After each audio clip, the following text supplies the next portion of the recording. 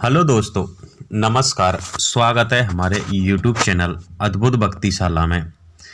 तो मित्रों, जब श्री हनुमान जी ने श्री राम की सौगंध खाकर और भगवान श्री राम से ही युद्ध करने चले गए थे और दोनों में युद्ध भी हुआ था, लेकिन मित्रों, क्या आपने कहीं पर यह पढ़ा है कि श्री राम से युद्ध श्री हनुमान जी ने क्यों किया और क्या वजह थी जो श्री राम की सौगंध खाकर और हनुमान जी श्री राम से युद्ध कर रहे हैं? तो आइए मित्रों, जानते हैं कि भगवान श्री राम से हनुमान ने युद्ध क्यों किया। तो मित्रों, अभी तक आपने हमारा चैनल सब्सक्राइब नहीं किया है तो कृपया हमारे चैनल को सब्सक्राइब जरूर कर लें और जानते हैं हनुमान और श्री राम के युद्ध के बारे में। हनुमान जी भगवान श्री राम के परम भक्त हैं और प्रभु के आज्ञा के बिना वह कुछ नहीं करते। लेकिन एक बार ऐसा भी हुआ था जब बजरंगबली श्री राम से युद्ध करने पहुंच गए थे। तो मित्रों, नारद जी ने रचा था इस सारी घटना का खेल, क्योंकि विश्वामित्र के अपमान के कारण हुआ था युद्ध। हनुमान जी भगवान श्री राम से लड़ने पहुंचे थे, ये सुनकर हर कोई आश्चर्य में पड़ सकता है, लेकिन यह बात सत्य है। इस घटना का जिक्र श्री राम कथा के मौजूद है।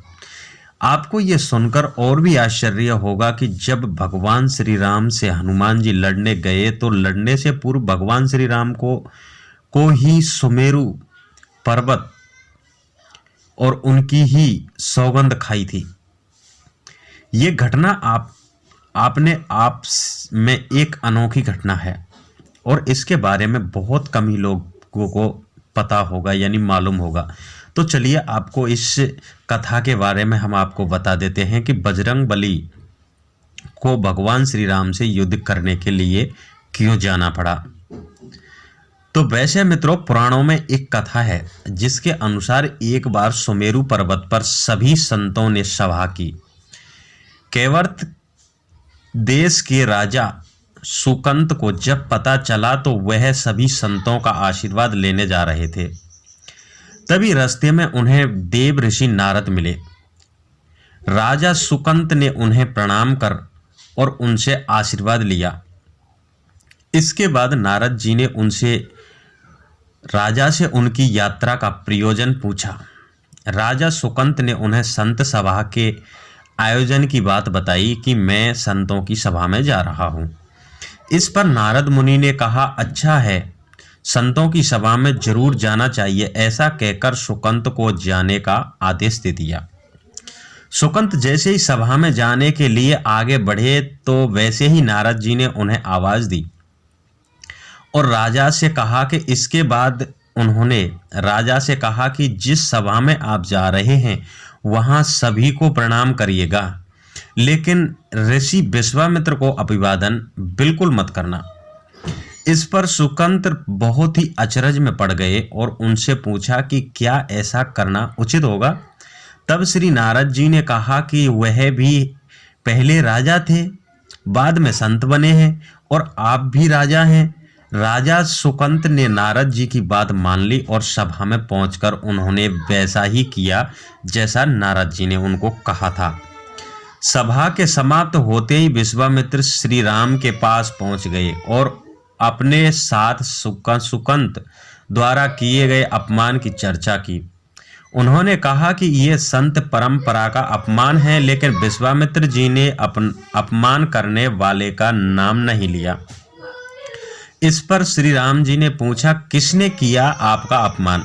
तब विश्वामित्र जी ने कहा कि यह जानकर आप क्या करेंगे। इस पर श्री राम जी ने कहा कि गुरुजी, आपके चरणों की सौगंध लेकर प्रतिज्ञा करता हूं कि जिसका सर आपके चरणों में नहीं झुका उसका सर मैं काट डालूंगा। भगवान श्री राम की इस सौगंध का जैसे ही राजा सुकंत को पता चला तो वह नारद मुनि को ढूंढने लगे, लेकिन नारद मुनि उन्हें मिले तो वह व्याकुल होकर रो पड़े। तब नारद जी उनके समक्ष प्रकट हुए और तब सुकंत ने सारी व्यथा उनसे सुना दी। यह सुनते ही नारद जी ने उन्हें माता अंजनी की शरण में जाने की सलाह दी। ये भी कहा कि यदि माता ने आपको बचाने का वचन दे दिया तो तुम जरूर बच जाओगे, लेकिन ये भी कहा कि वह किसी को यह नहीं बताएंगे कि नारद जी ने उन्हें ये सलाह दी है। तो मित्रों, राजा सुकंत तुरंत बजरंगबली के घर के बाहर जाकर रोने लग गए और उनके रोने की आवाज सुनकर माता अंजनी बाहर आई तो सुकंत ने कहा, माता मुझे बचा लीजिए, अन्यथा विश्वामित्र जी मुझे मार डालेंगे।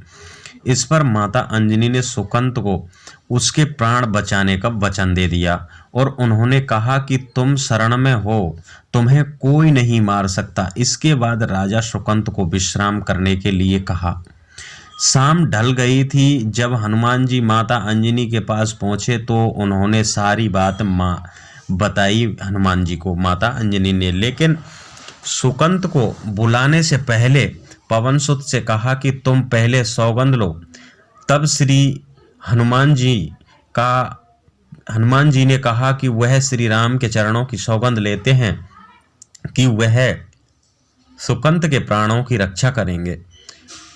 तब माता अंजनी ने राजा को बुलाया। हनुमान जी ने पूछा, आपको कौन मारना चाहता है? तब सुकंत ने बताया कि मुझे भगवान श्री राम मारने वाले हैं। इतना सुनते ही माता अंजनी हैरान रह गईं।